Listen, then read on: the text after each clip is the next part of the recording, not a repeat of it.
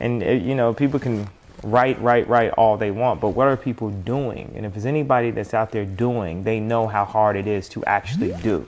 And I'm like a motivation of the doers. But if everything I did failed, just the fact that I'm willing to fail is an inspiration. People are so scared to lose that they don't even try. Man, this clip couldn't have came at a better time, man. So just to let y'all know, like behind the scenes, I find clips and they might sit in my folder for a week. They might sit there for months. This one's been in my folder for about 2 months. And there's conversations I had this week about this.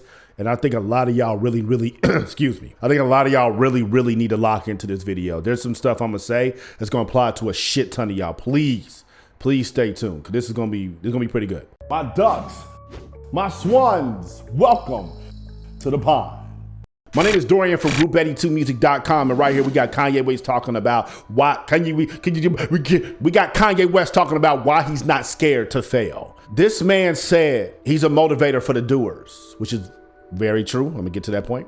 He also said the fact that he isn't scared to fail is inspiration as well. A lot of y'all have these divisive opinions about Kanye, and understandably so. You know, he's in the public spotlight. He speaks his mind. He does what he does. One thing that you cannot say about Kanye is that he has never put us in harm's way, specifically black people. Anything Kanye does, he's trying to make things better. You might not agree with the methods. You might not agree with the words. You might not even agree with the actions, but the intent is always to make things better. Now, I know the first thing y'all gonna think about, he aligned with Trump. His whole ideology behind that was that black people have been so goddamn loyal to Democrats. There isn't a more loyal relationship in the history of people than the American Democrats over the past 100 years and black folks. They have been cheating on us and beating and fucking and impregnating the whole country for almost a century. And we still continue to give them our vote no matter what. And Kanye was like, why don't we look at some other shit? Now, he went really extreme and put the hat on and aligned with the orange bitch, but his thought process wasn't bad. There's other people that's thinking that. You've all heard the term, if it ain't broke, don't fix it. And black America's been broken for a long time.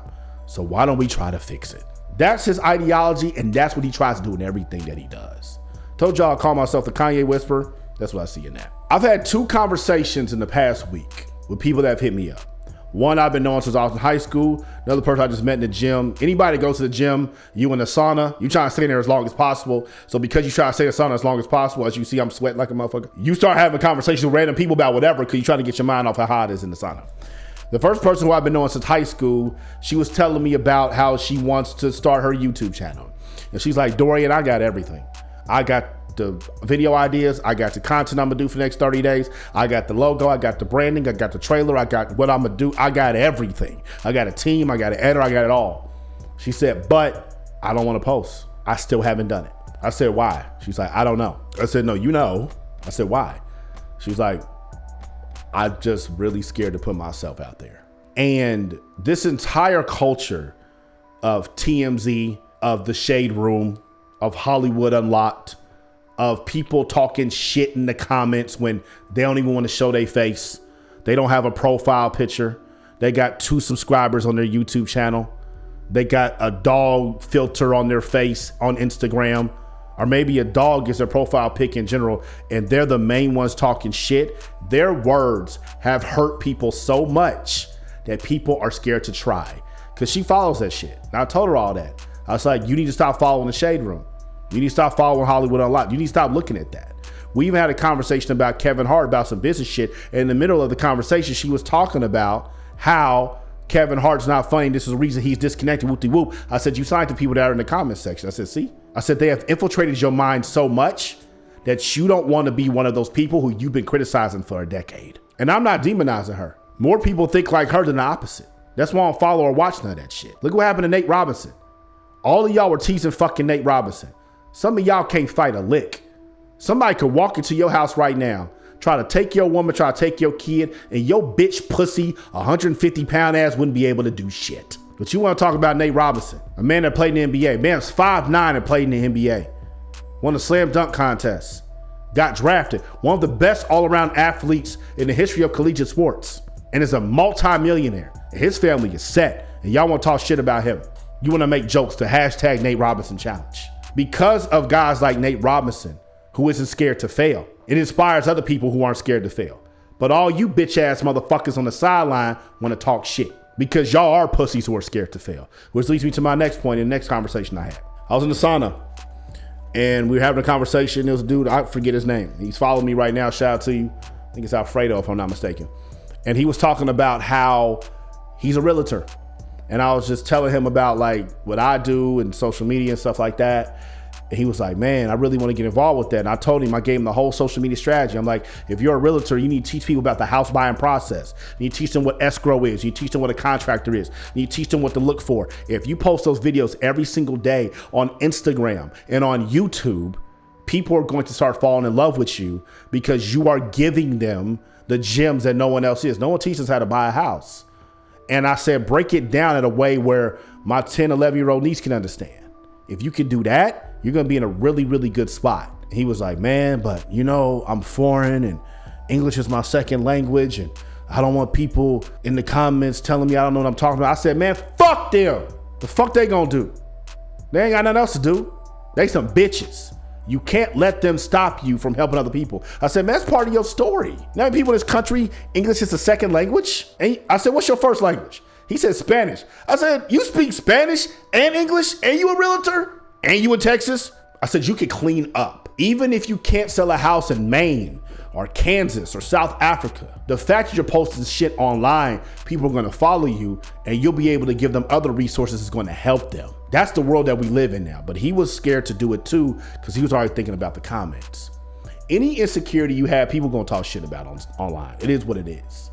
But you can't let that stuff stop you from doing what you want to do. Nothing stops Kanye from doing what he wants to do. Nothing. The fact that he is not scared to fail is an inspiration. Yeah, you are an inspiration to me. You always have been and you always will be. This man has been counted out so many times. And look at where he is. How can you not be inspired by that? You do not have to agree with everybody 100% of the time to be inspired by them. And just because you disagree doesn't mean you need to disrespect. We are a more sophisticated social media community now than we were 10 years ago. And we need to evolve and grow with that. We all aren't going to agree. That's okay. You aren't going to like everybody's content. Scroll. You aren't going to like how everybody looks. So the fuck what? You aren't going to like everybody's music. Motherfucker, who cares? Everybody's watching this right now. You have a dream. Are you really going after it? Are you? What's stopping you? Other people's opinions? Scared to fail? What happens if you fail? You get embarrassed? You get embarrassed and then what? And then what? Nate Robinson got embarrassed. People still thinking about that shit? No, shit's fucking old news, man. The news cycle is so fast now. Y'all are so worried about being one of the cool kids, like you still fucking 15, that you're damn near 30 and you're being a bitch about your dreams and your family's legacy. Cut it out. Grow the fuck up. Man the fuck up, woman the fuck up, and give us these business ideas and give us this inspiration that you want to do during social media. Because I'm tired of seeing the same shit. And I'm tired of hearing myself talk. I want to hear somebody else. Where y'all at? Now's the time. It's our time. And it's money to be had. The fuck, man? You on Instagram? You need help? Click the link on top. You on YouTube? Click the link in the box. Not the pond. Y'all stay true. About that. Always focus on my futures while you never see me look back. Late nights, early mornings, all the real ones fear that. Group82music.com.